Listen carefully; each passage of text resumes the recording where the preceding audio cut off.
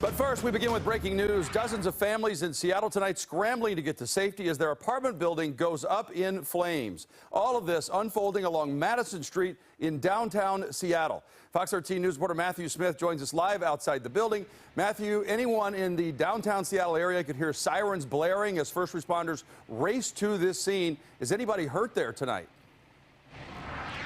David, that is the story of the evening. In fact, 3 people had to be rushed to the hospital. 2 of those people are in critical condition.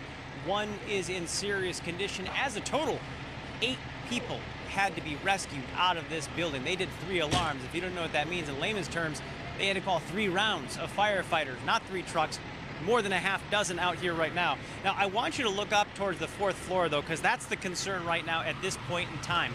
There's kind of like a void in the ceiling up there, and they're afraid the fire could jump from unit to unit. That is where they're battling things right now, and that's why firefighters have had to rotate in and out throughout the entire day ever since they got out here. And by the way, we do know 1 firefighter did suffer a minor injury. Now, if you take a look at some of the video that we shot when we first arrived, I can tell you what you can't see, and that was that the smell was already there blocks and blocks away. When you pulled up on this thing, there was still light out, but the sky was gray, and all the people were rushing around. There were people really panicking because there were some folks that weren't answering their phones. They didn't know if they were still inside. Fire crews were actively going door to door to double check on folks. I talked to one guy who told me he usually doesn't leave because people pull the fire alarm. Somebody was running around banging on doors, warning them, no, this one's real.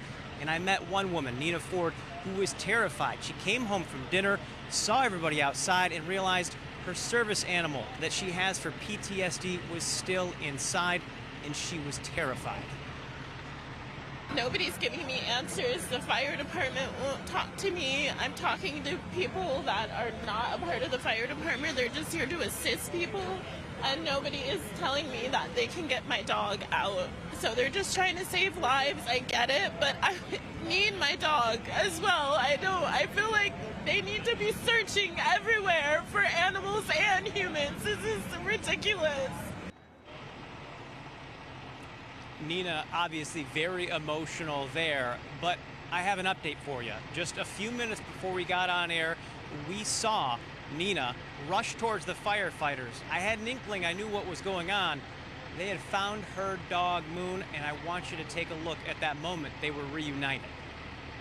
Found her dog. Nice. Over there, baby. Oh, man, she got her baby. Here.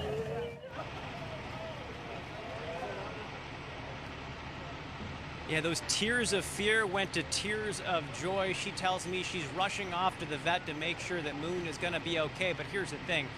There's a lot of people that aren't okay just yet. As David asked at the top of this report, we have 2 people in critical condition, 1 person in serious condition, and get this, we also know that a mother and her infant were hurt in this.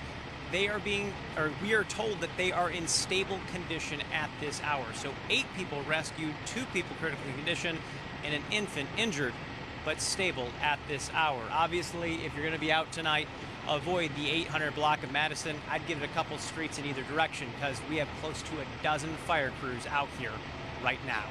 Live in Seattle, Matthew Smith, Fox 13 News.